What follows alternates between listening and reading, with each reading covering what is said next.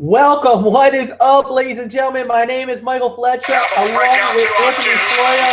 We welcome you to a very special edition of the Rangers Roundup. And my goodness, what a game we just had in Madison Square Garden. The New York Rangers win it by the final score of 3-2.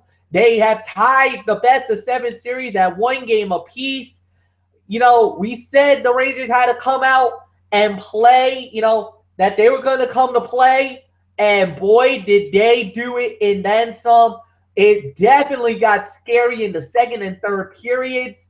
But my goodness, a furious and fast, crazy pace at the end.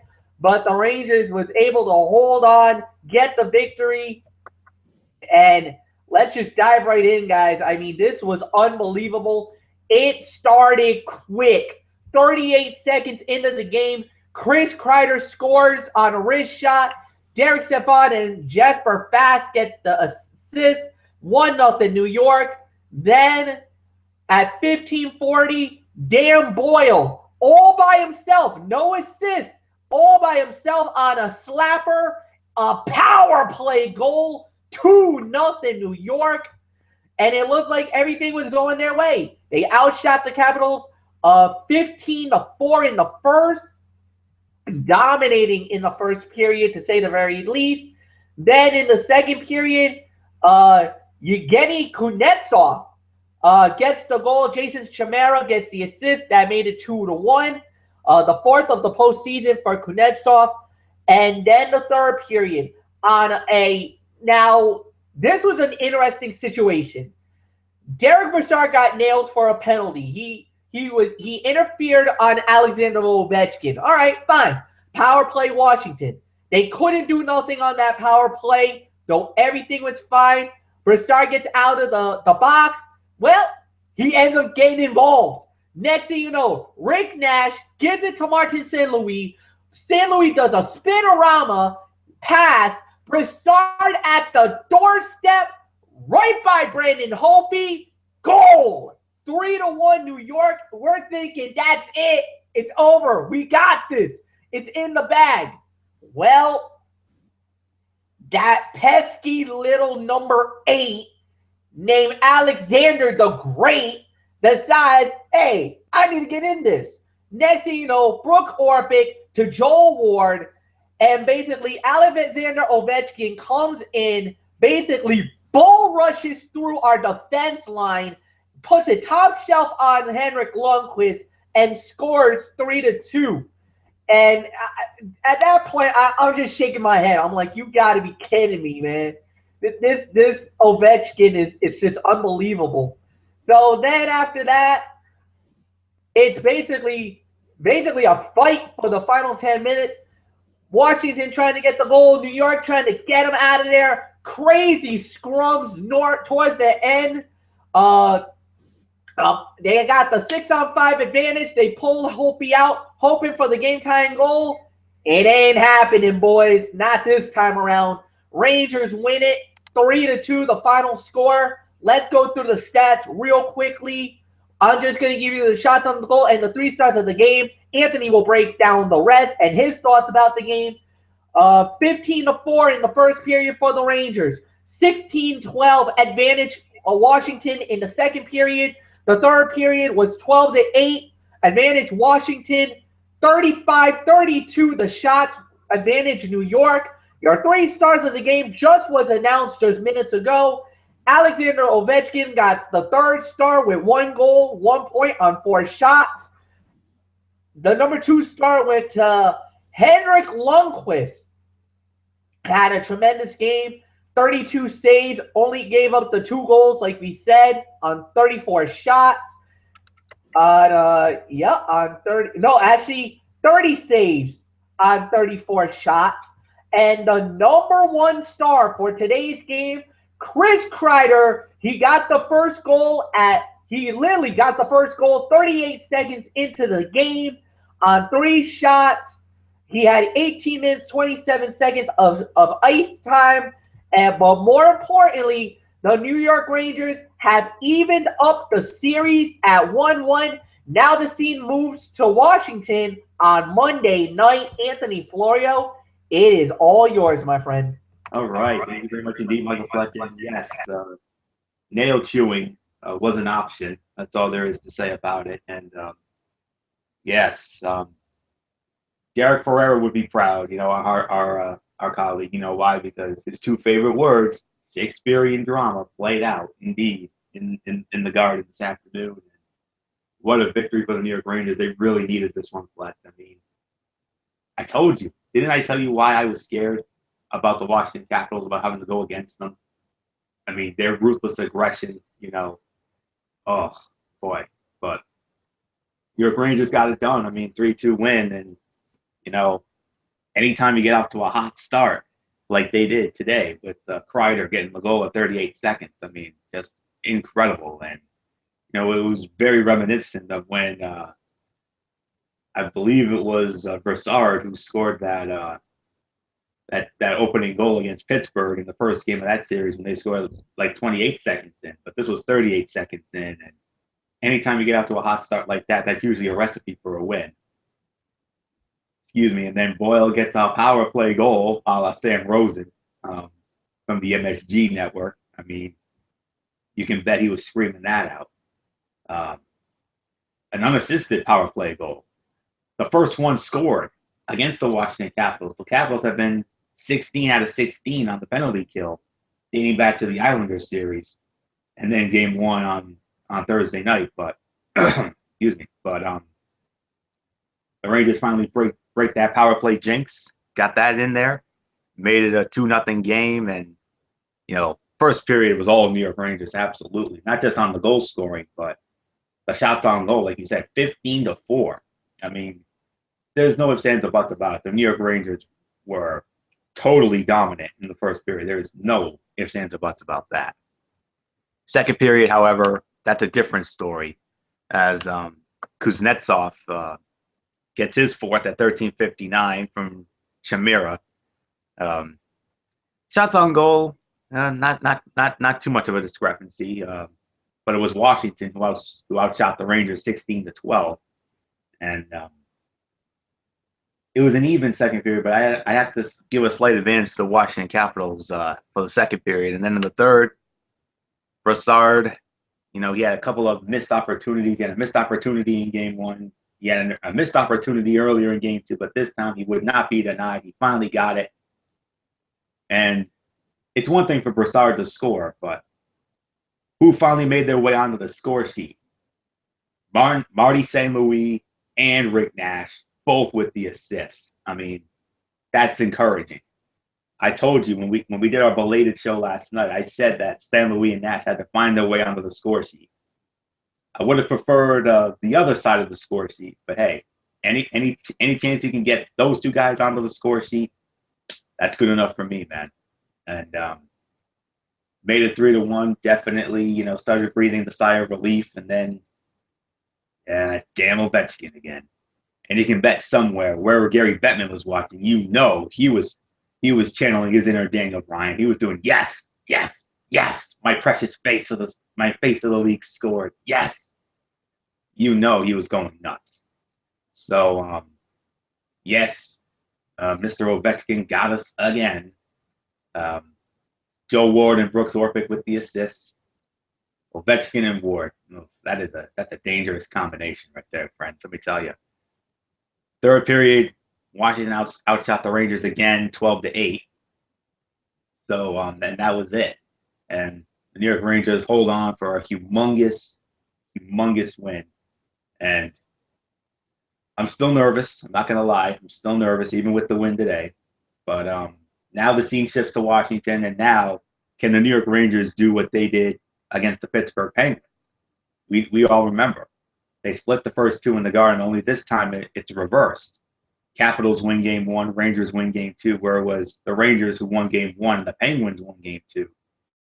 But then when the series shifted, New York swept both games in Pittsburgh, and then they put them away thanks to Carl Hagelin in overtime last Friday night in the Garden to eliminate Sid the Kid and those pesky Penguins.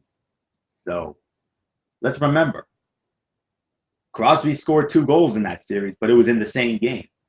He didn't do anything else after that. Maybe an assist here and there, but that was it. Hopefully, now that Ovechkin has his 2 goals, hopefully the Rangers can contain him like they would go on to contain Crosby from game 3 on. Yeah, easier said than done. That's all there is to it. Ovechkin is going to be an absolute pain in the you-know-what during this series, I'm telling you. The penalties, I mean, the Rangers only committed 1 penalty. That's very encouraging. Capitals got caught for 4. The 1 power play, the Capitals could not convert. Rangers converted 1 out of 4. Obviously, Boyle, the unassisted power play goal at 15:40 of the first. And then face-offs, that went to the Capitals, 31-27 for a percentage of 53-47. The hits, that was in favor of Washington, 38-30. And then the block shots were 15-12 in favor of the Washington Capitals. So, Holtby, 32 saves on 35 shots. Another great effort from him, but it was Henrik Lundqvist, 30 saves on 32 shots to get that done. When it comes to the New York Rangers, there is no question about this.